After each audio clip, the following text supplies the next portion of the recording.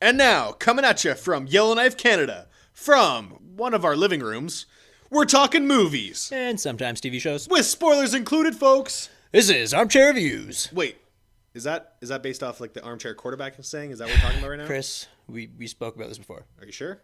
Yes, more than once. Positive, though. You wrote the joke. Oh, God damn it. All right, you're right. I apologize. Featuring Chris Godden and James Mackay. Y'all ready for this? Stop that.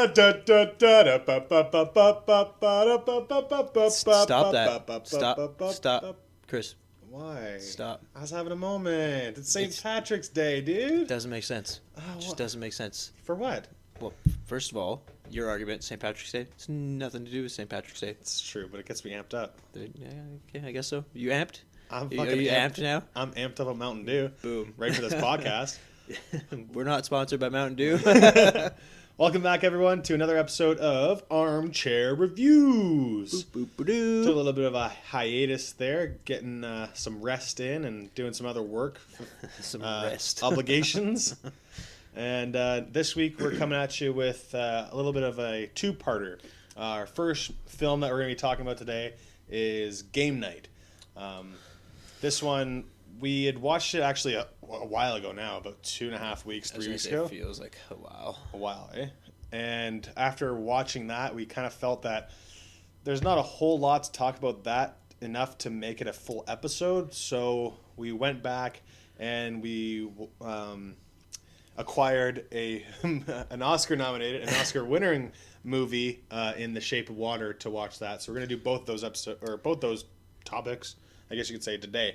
Yay! Hooray! Everybody loves a double feature. Everyone loves a double feature. So Game Night and Shape of Water. So obviously two very different types of movies. But right now what we're going to do is get right to Game Night. We're going to crush that right off the gate. Right out of the gate. To Game Night.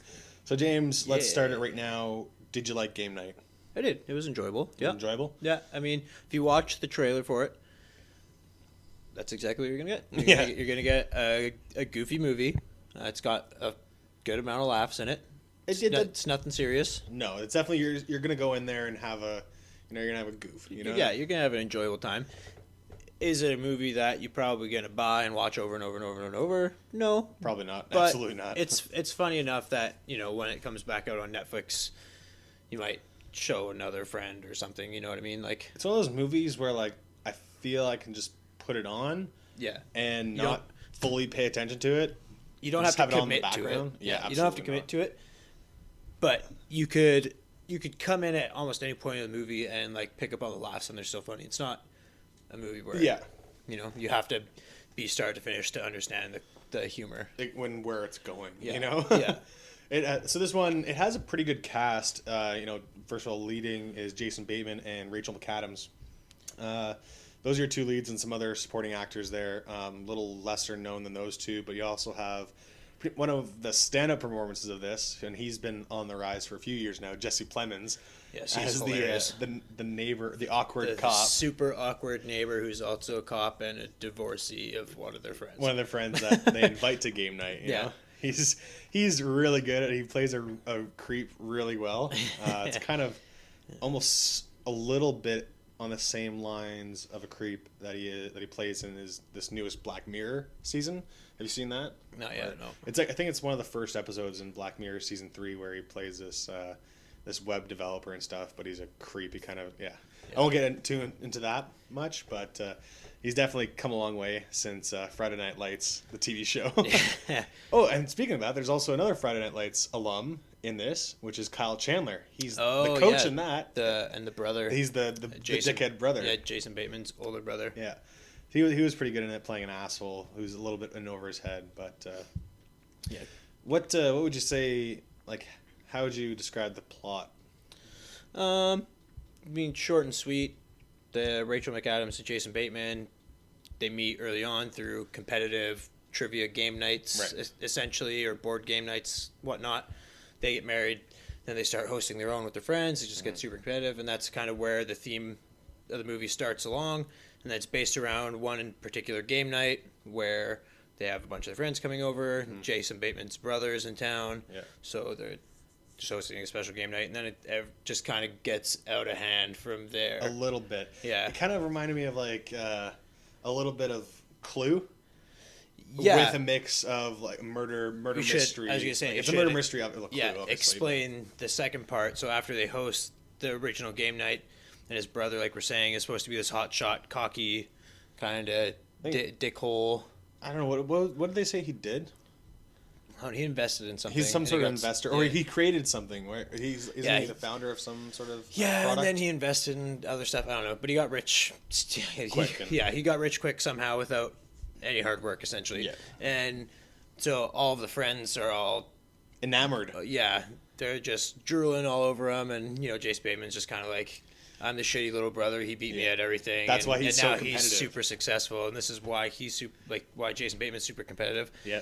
Anyhow, so his brother at the end of their game night, he's kind of like, yeah, I mean, this was pretty good, all right, not bad, but he's like, I'm gonna host a game night, and then we'll see what's up. So he hosts game night. Instead of playing board games, he has this big plan where he's gonna get kidnapped, and then all the other couples have to solve the mysteries and find him. And then it goes wrong. People actually kidnap him instead of the people he paid to kidnap him, and then it just goes super haywire from there. It's like it's a company that does a bunch of like murder mystery and kind of shit like that, and so they were gonna do a fake kidnapping, and instead people that he owed some money to for drugs or whatever were after him. Yeah, it has to be. It's drugs, right? Is it? No, it's just that money. List. List of names. That's right. So there's a list of names of people who are in productive custody. Productive custody of like FBI or whatever, and bad people are after them, and he's supposed to get the name. I don't know. Who's the bad person? Yeah. Dexter himself, Michael C. Hall. He plays the Bulgarian. Yeah. what a wasted cameo from him too. He was. I don't know. Like it was fine. I said recently, like in Dexter, he's good. Like that's what he's known for. But in everything else he's been in, he's just mediocre. He's just there. You know what I mean? Like absolutely. The movie wasn't about him for sure. Yeah, and I definitely feel like it's his name that gets attention for other stuff. Obviously not this. He's just like you said. It's more of a cameo than anything. But just the humor in this. Like there are some really good bits. One of the other characters, I forgot his name. Billy Magnuson. The dumb one. Is that his name? Billy Magnuson. Yeah. He plays the guy named Ryan, and he's like this guy who's always just bringing a new partner over, and a new hot blonde, just young, generic piece of ass. Yeah, that's so dumbish. Like he's just like an airhead too. Yeah, he's a total airhead, but and so he plays that role the whole movie. And like at first you're thinking like, okay, he's not that dumb, but then as the movie progresses, you're like, oh no, he's an entirely gigantic moron. Yeah, and so the first game night at Jason Bateman's house, he's just got the young side piece, looking good girl, and then he finds this older, successful girl that he brings to the second game night. They work at the same place? At the brothers.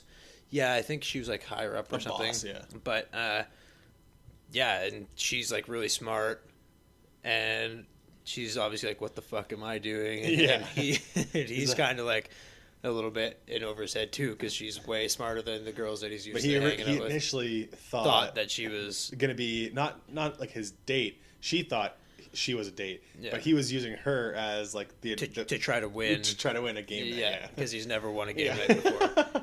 So he was just like, "Oh, I'm gonna bring this smart chick.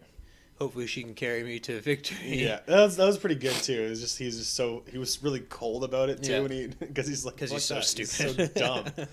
He had a few good moments, and like there's some other good bits here and there, and like the comedy you can kind of see it coming, and you can kind of expect where it's going. Got the token black couple.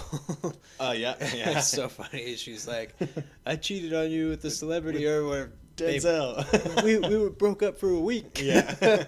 In high school. That was just like a Ross and Rachel thing from Friends. If you watch that, yeah. Like, we were on a break. Yeah. And then she finally shows him the picture, and he's like, "That's not Denzel. That's not Denzel. Look at his nose." Yeah. It's not even close. I mean, it's close. No, but it's not. No, it's not Denzel. Come on, you'd know if it was Denzel. Yeah, you know. You'd know. Come on, you know Denzel. You know Denzel. You don't mistake Denzel for just some other generic dude. Yeah, we don't want to say that though. What? Yeah, exactly. That he's generic. The ending, when it's starting to wrap up, there's some good moments especially with Jesse Plemons, and there's a lot of when this type of movie, when they lead you to believe that nothing is as what it seems, there's gonna be a bunch of fake outs. So I'm expecting multiple, so not just one, not just two, but okay, going on 3, and then that's your real ending. That was expected. I wasn't too surprised by that. If you're a regular viewer of movies like this, you're not gonna be surprised by it. No, there's no real twist, but it's you can see it coming, but you just don't know how it's necessarily gonna happen or where it's gonna pop up along the line. Yeah, it's not really a twist for the viewers, but it's like a twist for the characters, I guess. Yeah. For their development. But they're all like just open the door for more humor. Yeah. And the story does grow a little bit, but it's nothing like extravagant. Like you're not gonna get your mind blown. But there are some funny parts, and like you said with Jesse Plemons' character, like at the start he's just this like super creepy, the awkward neighbor.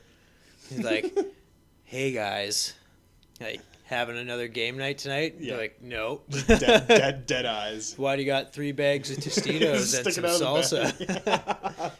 There was a deal on. Yeah. And that actually gets played back in the credits later in the movie. That's a nice little joke because he's done his research. He's like, they lied to me. Yeah, that's pretty good because he remembers everything. It's hilarious. He's funny. So he goes from being that like awkward, creepy neighbor guy to he's being a little bit more involved. He's being a lot more involved. Yeah.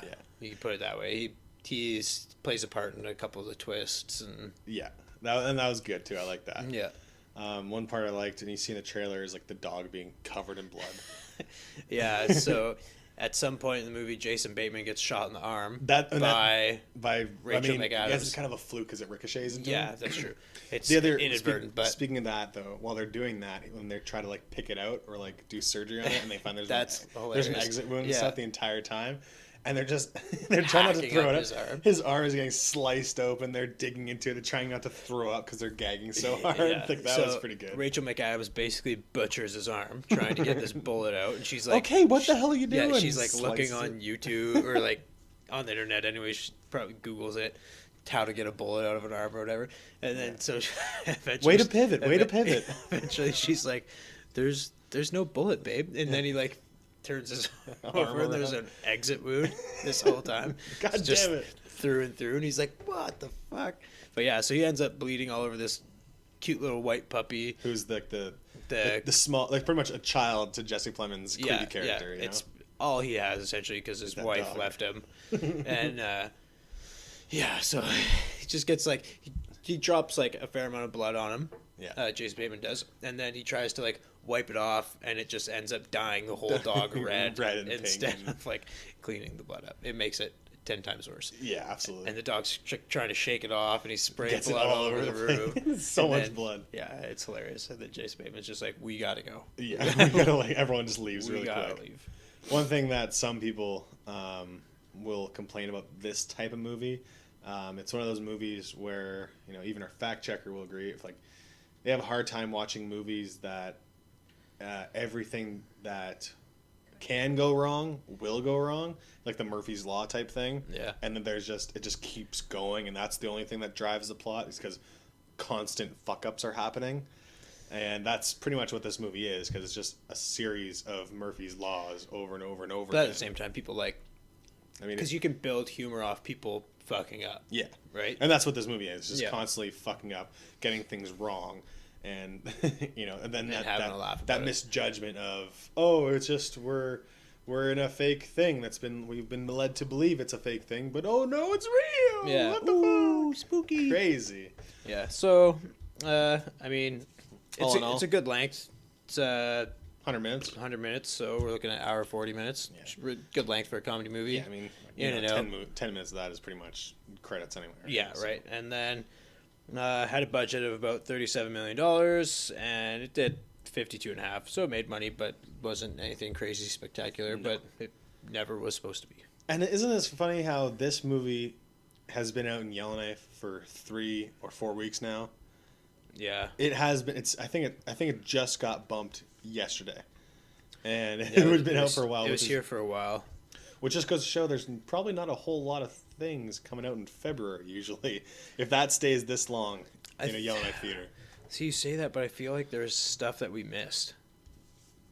The only one that we missed here in Yellowknife was that the American propaganda film about the that incident that happened on the train in Europe, where these American the 317 it's like or whatever to Paris. 310 to Yuma. No, yeah, it was something like that. 1017 or something like that to Paris. Yeah, and it's about the Americans like stopping the terrorist attack and stuff. Didn't we also miss Annihilation? That never came here. That never came here. But that's I mean, technically there's still a chance, but I don't think it's gonna come to theaters. Yeah, I doubt it. I don't think it's gonna come because I know it's been released elsewhere, the internet, because Netflix, not necessarily Canadian Netflix. I don't think it's on Canadian Netflix, but I know. I think it's on the U.S. Netflix. Yeah. So I don't even know if it went to theaters there. I definitely think that we missed some other stuff, but it's not too important. Black Panther stayed here for like a month already, dude. Yeah. That's been here for a while, and it's not going anywhere because it's making all the money. I think it passed $1 billion already. Superhero movies. We all know about that. How we feel about that movie. Stop it. I think that's enough to say about game night. Yeah, that's probably enough. Let us know what you guys think about that. Again, at the end of the podcast, we'll spew our bullshit where you can get a hold of us. Spew our bullshit. No, I mean, isn't that what we do every episode, though? Just spew this is endless knowledge. Amounts of bullshit. This is knowledge, and knowledge is power.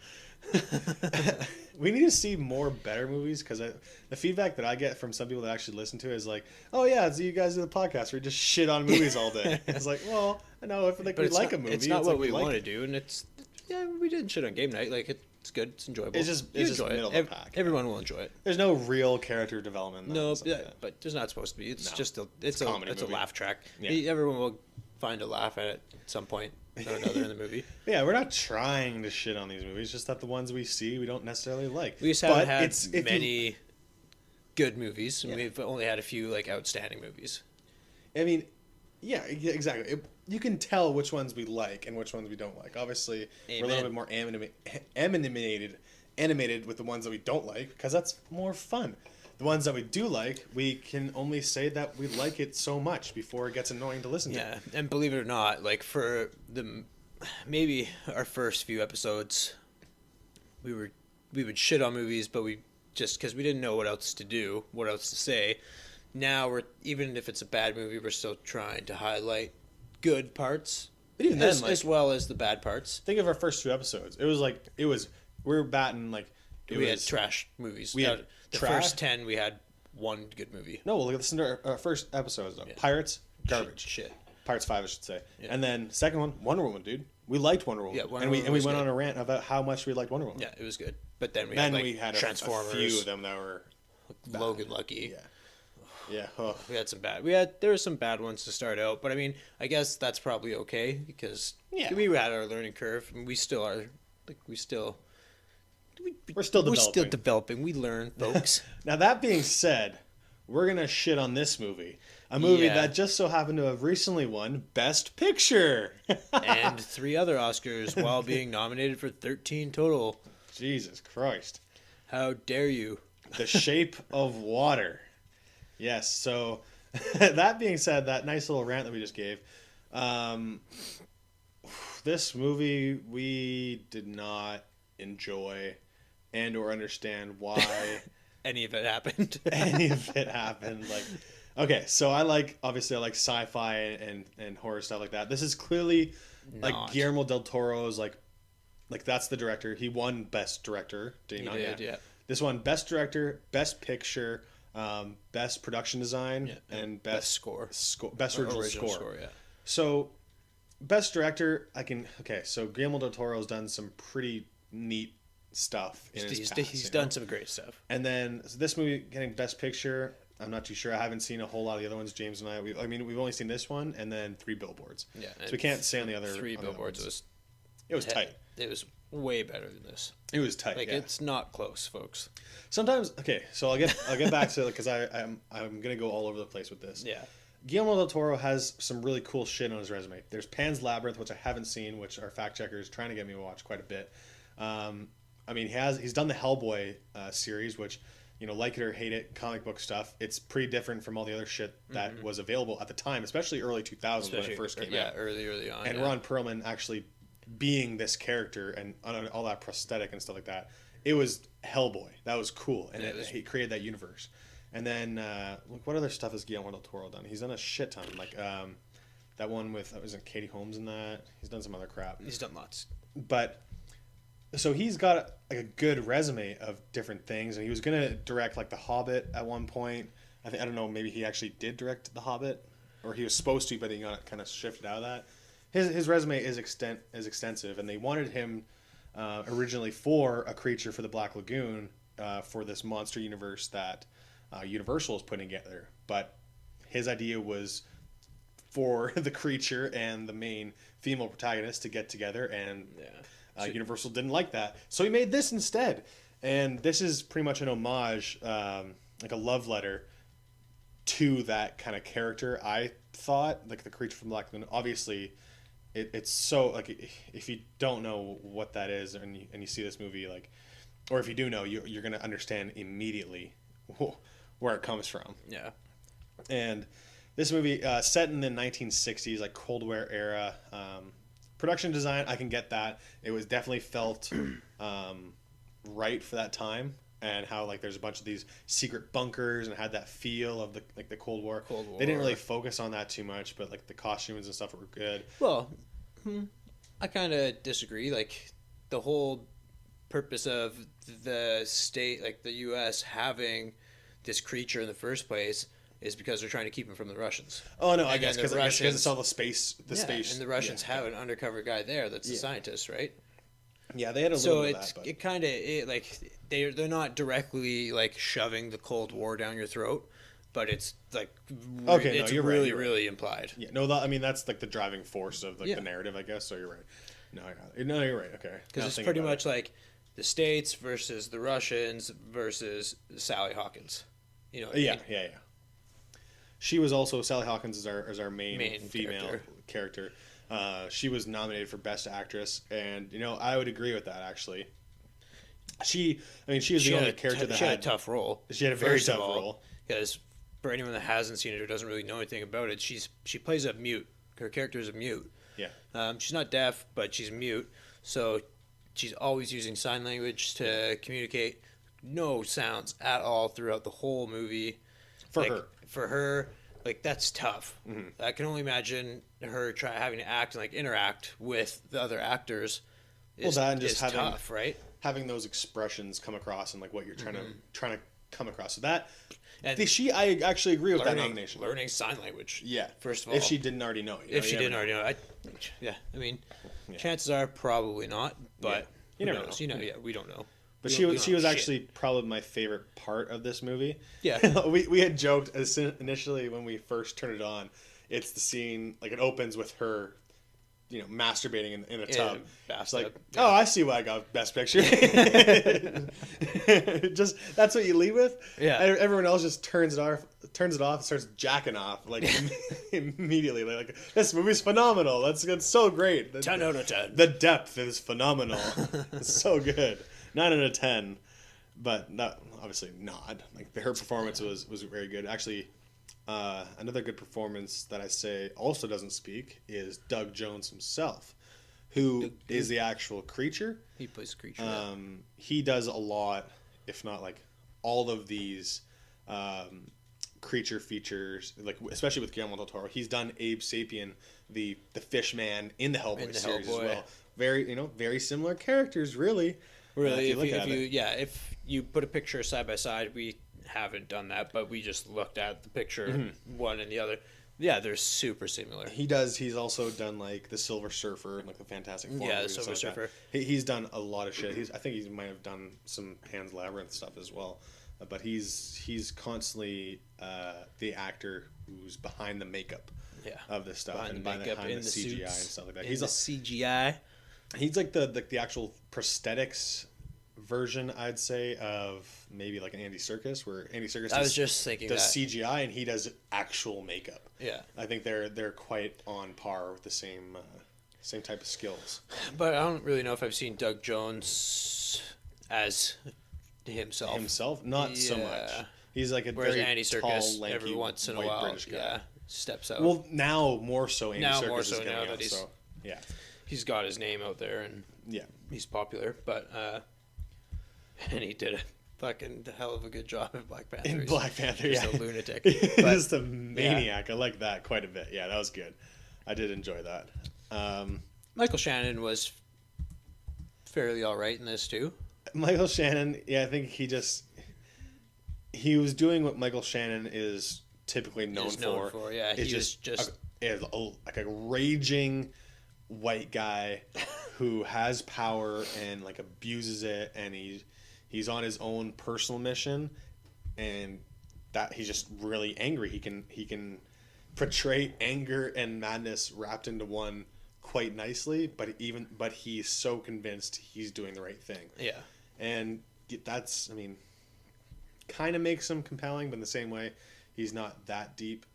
Yeah, he's a great actor. I really like him. He's a good actor, and when we first turned on the movie, and you kind of immediately know that he's the antagonist, and I think we even kind of said to each other "Oh, Michael Shannon's in the Michael Shannon role." He's exactly. You know what I mean? He's the bad guy. 100% of the time, he's this character. Yeah. Which, and lots of people are famous for that, being to be typecast. Yeah, exactly. Being typecasted, they're the same characters. The Will Ferrell, for example. Yeah, exactly. You know what I mean? And he just has one of those faces where it's he has resting asshole face. Yeah, super resting asshole face. You know, the movie I did like with him in it though was where they kind of flipped the script. Was when he's in that Seth Rogen movie with The Night Before. Oh, the Christmas movie where he plays stoner Jesus pretty much. Yeah, that's hilarious. That was hilarious because it's totally against him, you know. It is very against him, but at the same time, he's not But he plays a creepy kind of still stoner, creepy stoner. He's a little bit stoic. He's just kind of I don't know. He's out there, man. Yeah, no emotion though. Yeah. It's I used to deal drugs to you guys when you were in high school, 10 years ago. He's funny in that. He's a good actor. The cast does all pretty well, and as I said, Richard Jenkins is her gay neighbor.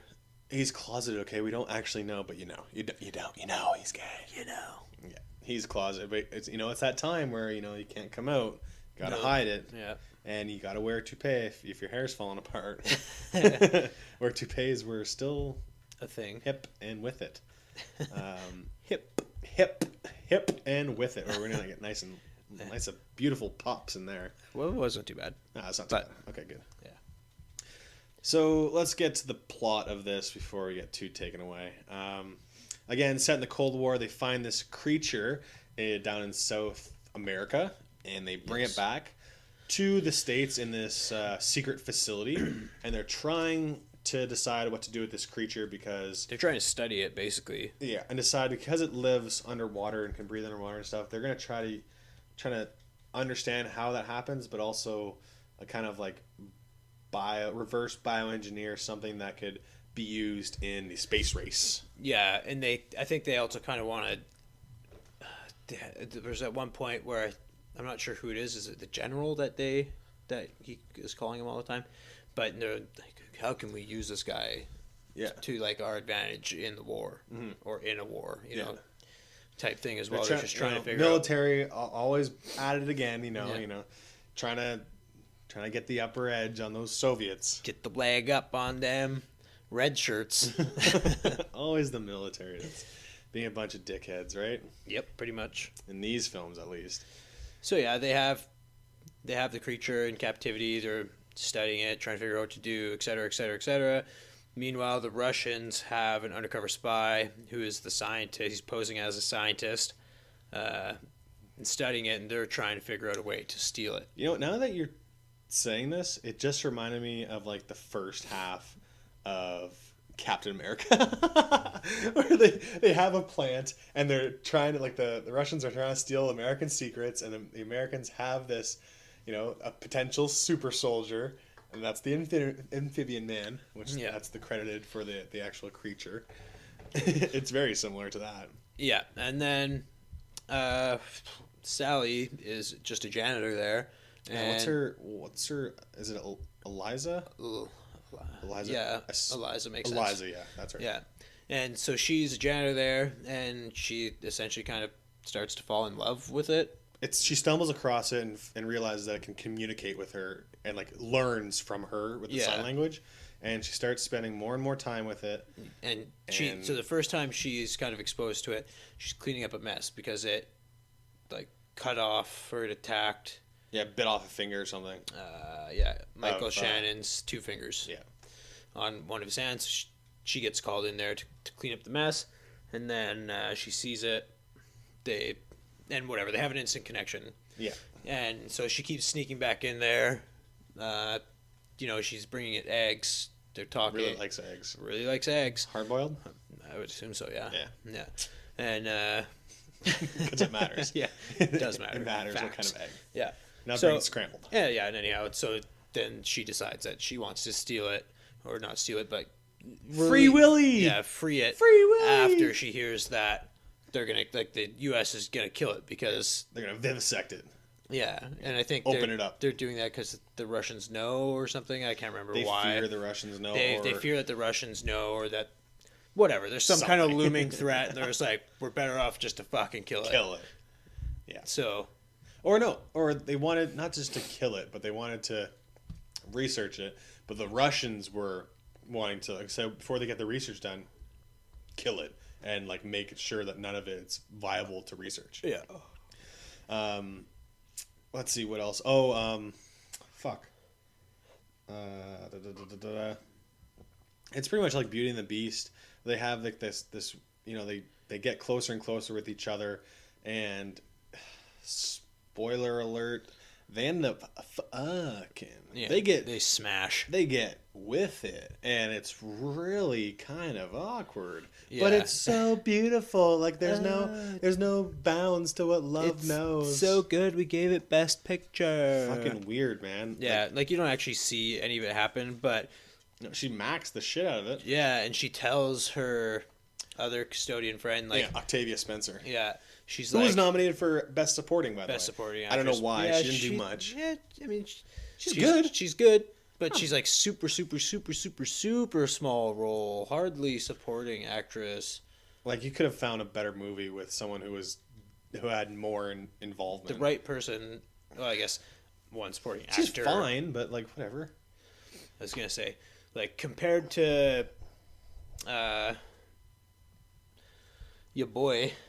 Oh, Sam Rockwell? Sam Rockwell, yeah. Compared to like what he did to win, obviously he won for Best Supporting Actor, and for her to be nominated Best Supporting Actress, like either there's some really weak supporting female roles, maybe there was, but goddamn, they're on different planes. Yeah. But at the same time, it's not her fault. For those roles, exactly. She did good. She just had like a super small role. She barely had any screen time, and even when she did, it's fine. Like, she did a good job. Here's the line. There's the line. Yeah.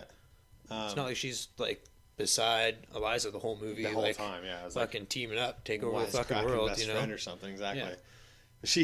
But she's the one that Sally Hawkins' character Eliza, who divulges how they smashed because she's like. You don't have a dick. And then I don't know. She does this thing with her hands. You can't see us doing it, but she put your two hands together and then just she's kind of like that, and she was like, and how it like opens up, like open up your hand, like your two palms together, and then just open up your hands. Yeah, and then it's something like the penis just came out. It's almost describing it as like a tentacle just goes. That's how I imagine it. But that's weird, man. It's so weird. And then she let it it's not like she's an her. unattractive female, dude. Like she let it inside her. Oh man, what about their children? Can they even do that? It's cross species. It's fucking. It's bestiality, bro. She's got gills now. Well, I know that, but like, so is she just gonna like lop out some eggs, like actual eggs, and is he just gonna swim by and squirt some stuff out and be like, "Hey, there's our babies," and there be future hybrids? I don't know, dude. Fuck, man. This whole, when you start thinking about it, it's a rabbit hole. If only or more, should I say, a sinkhole? Fuck. It's weird. Obviously. It's a weird thing to think about, but it's also... But it's literally like Beauty and the Beast, because they got jiggy with it in the Disney movie. Yeah, but they're just not going to tell you. They're just going to tell you. This one just shows it to you. It goes like, yeah, Disney probably left some notes. Like it's probably like written on the wall when like this, like the light shines on it. It says like something. Took his giant. You know how Disney always has those dirty, like storyboards. Storyboards just hidden throughout the movies. Yeah. So that's probably it. Like but you just didn't know. Guillermo Del Toro's like watched Beauty and the Beast.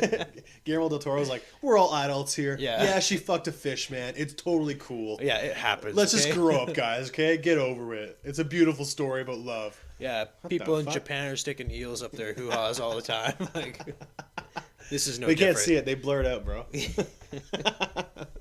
I'm sure you could pay 5 yen or whatever. Go see it. Just go to a vending machine. They have everything in it. Go to a vending machine. Yeah, we just really want to see a eel. An eel in action. Yeah. Going. We don't need sound effects. Dude, that's what we are. She's mute. No, but that's. So, anyhow, that happens. We're 12 years old. It's weird. Yeah. Oh, let's talk about a scene that we both started laughing our asses off at. That's a nice little musical number, right?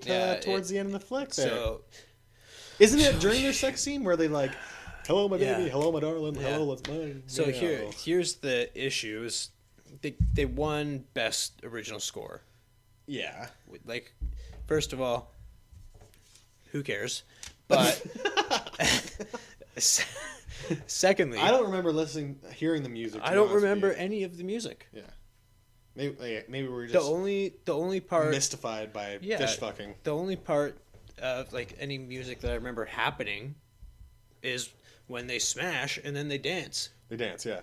Like instead of climaxing, they dance together. Now that was a nice little scene, kind of out of place. And when I say kind of, I mean very out of place. It's super out of place. It's black and white. I mean, it's shot very nicely. You have her all dolled up, and then just the fish man on his 2 legs, standing up, very tall and gangly. And they're like ballroom dancing. They're having a time. You know what? You know what I will say? These good two dancers. can fucking dance their ass off. Yep. I can't dance like that. Nope. But they can. A fish man who hasn't stood on his feet other than underwater can dance his dick off. His non-existent dick. His tentacle dick off. Yeah. I don't know. It was so weird. We were laughing. So like, where the hell did this come from? Yeah. First of all, like they're having sex. So we're like, okay, are they actually doing this right now? Because this is weird and we don't want to see this.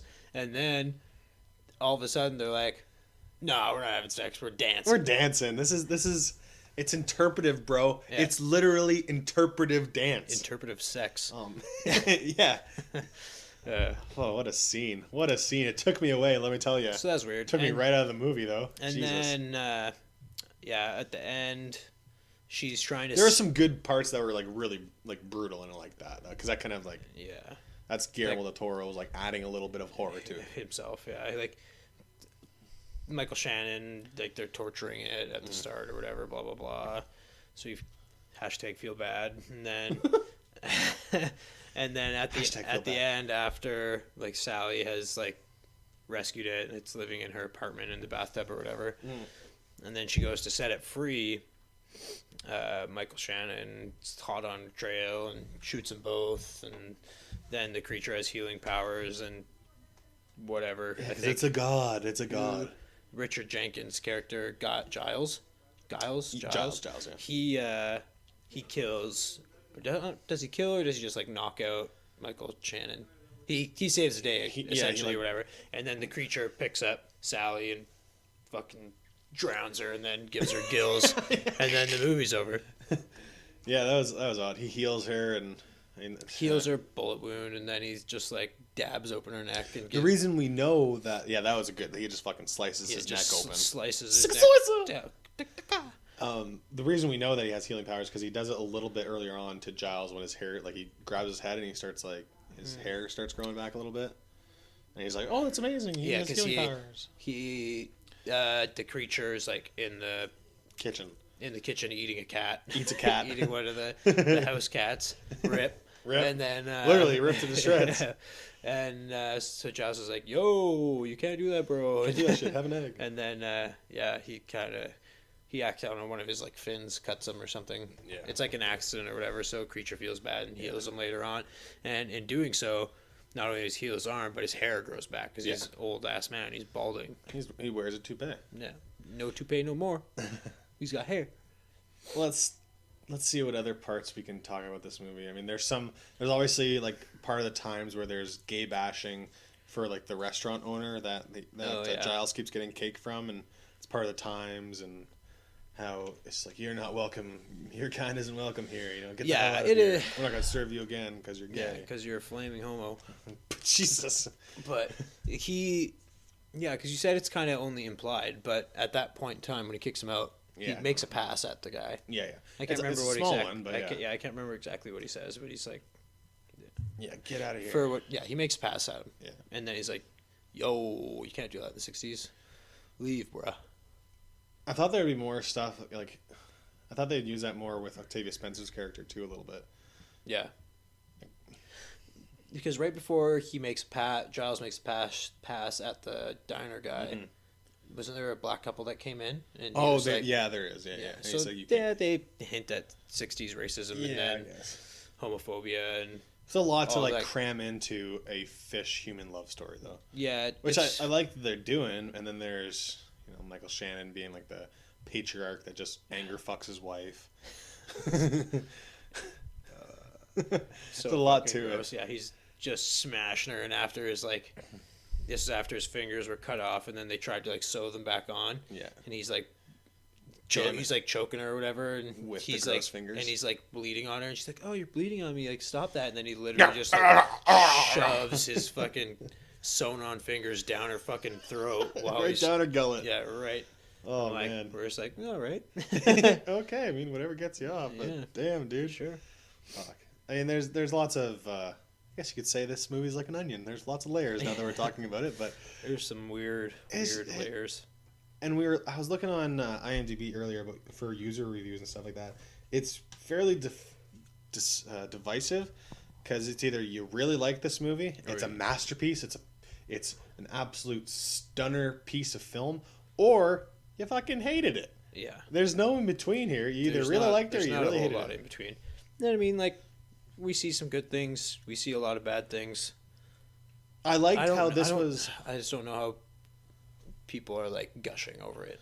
I agree. When you read those reviews, it's like even for other movies that I really dislike, like, yeah, I can see where they're coming from. Yeah.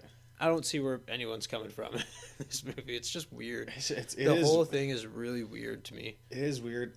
I'm kind of happy to see, you know, like a type of version of a redo of A Creature from the Black Lagoon type movie.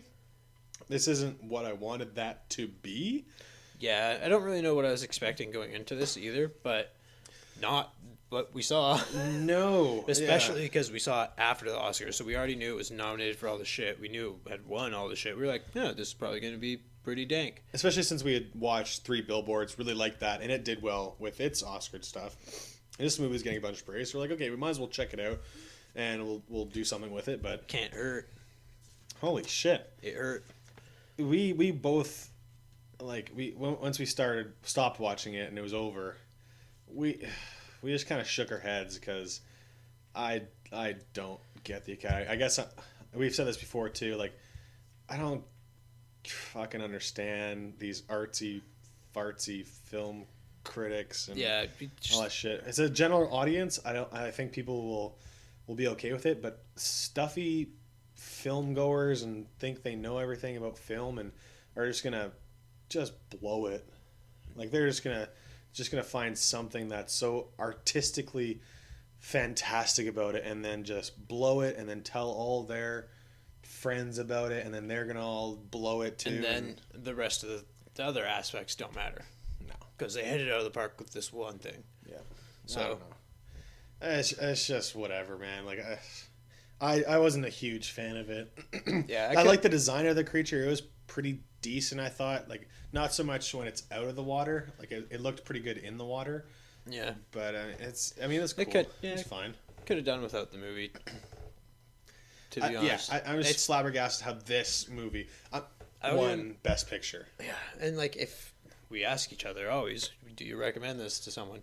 It's like hard pass. Yeah, I would say no, but even for other movies that we've said no to, it's usually like, well, if you like the Pirate series, yeah, exactly, or if you like the Transformers series, or if you like superhero movies, or if you like this or that, right? Doesn't if you like shit, I don't know. Now, what I will say, but yeah, on a serious note, like I don't know what the silver lining of the silver lining for this. I'm gonna say this right now, and I think this is a silver lining.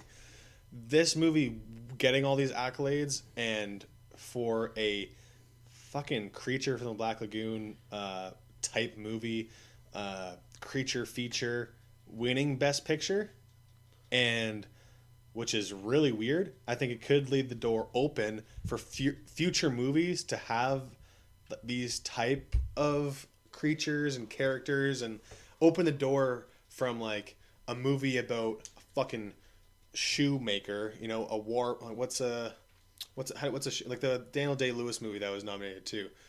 He just went full like cobbler. Like movie about that being like so artsy and stuff like that, to a movie about like this dark kind of twisted universe where a woman can fuck a fish person. That getting this kind of recognition, I feel like it's going to open the door for more darker horror themes. It's good for the sci-fi part of it, hopefully.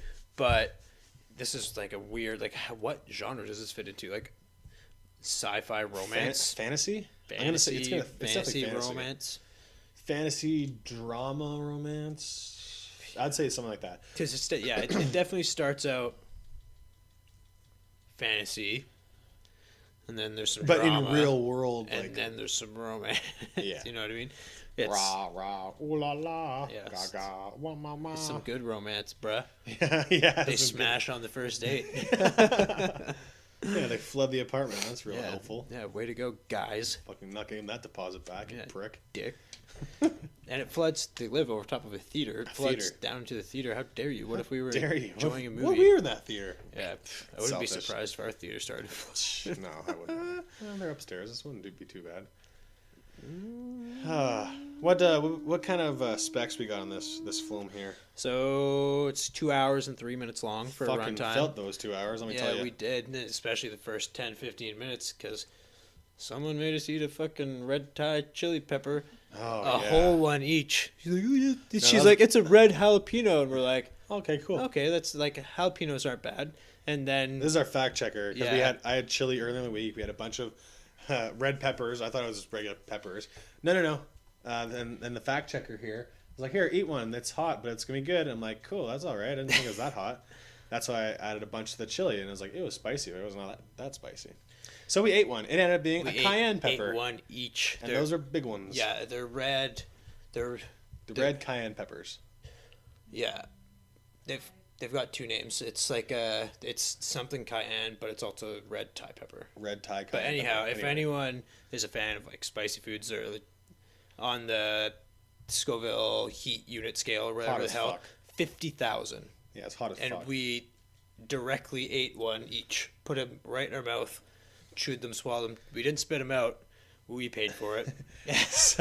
So we were like in excruciating pain for like the first 10 minutes of this movie. It's like it's the type of hot that I instantly got hiccups from. Yeah, there's nothing you can do to stop it. No. Yeah. Anywho, so that was a little insight to our viewing experience. We felt every single minute of this movie. Yeah. The first 10 minutes more than the rest. Yeah. For budget, they have a fairly small budget, I guess, for the movie world. $19.5 million. And then worldwide, they cleared 130. Yeah, because this came out in like December, I think I think December 22nd. It was around Christmas, excuse me. So, I mean, they definitely did good. Yeah. Money-wise. No, they definitely made it back. I mean... Yeah, there's not a... I bet if it would have came out closer to the Oscars, they would have made more money. I don't know. I think they're trying to get that Christmas push, though, right? And then leading up to the Oscar, because then you have that full month. There's a lot of other good shit that came out. Well, now don't they usually like have re-releases of Oscar winners? They keep them out in theaters everywhere else. Yeah, I think so. So like they'll get their money that way too. They'll get a little bit more money. Yeah, who knows? Anyway, either who.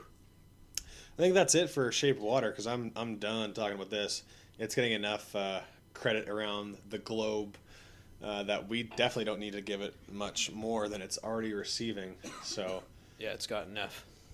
Yeah, I just pass this one. Yeah, I mean, I don't know.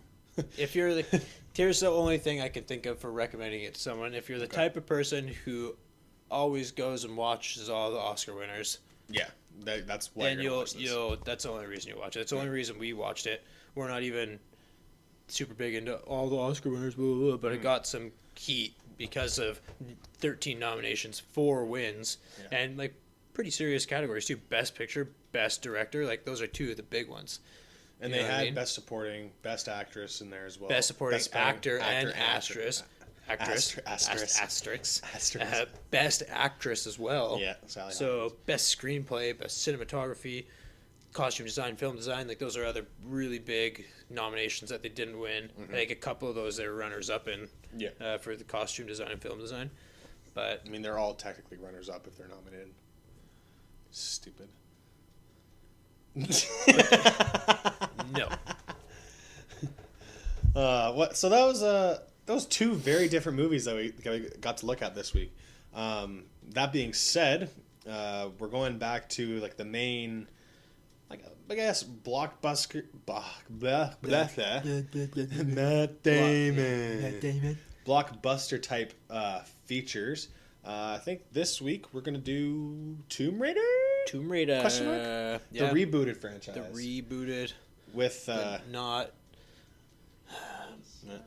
Yeah, I know the name. Yeah, I was gonna say not Angelina Jolie. Not Angelina. Alicia Vikander. She's our new Tomb Raider. So I think this movie is gonna be getting a lot of its focus and original, I guess, from the rebooted Tomb Raider video game series that was on like the 360 and then the PS4 and Xbox One and stuff like that. Yeah. So they had the reboot with that. It's very similar looking, at least. Yeah, I could agree to that. Not necessarily the old school, like classic, like PC Tomb Raider or PS1. I've already heard some things. Some things, good or bad? Yeah, a little bit of both. A little bit of both. Yeah. I mean, at the end of the day, it's a video game movie, so it's already our expectations are.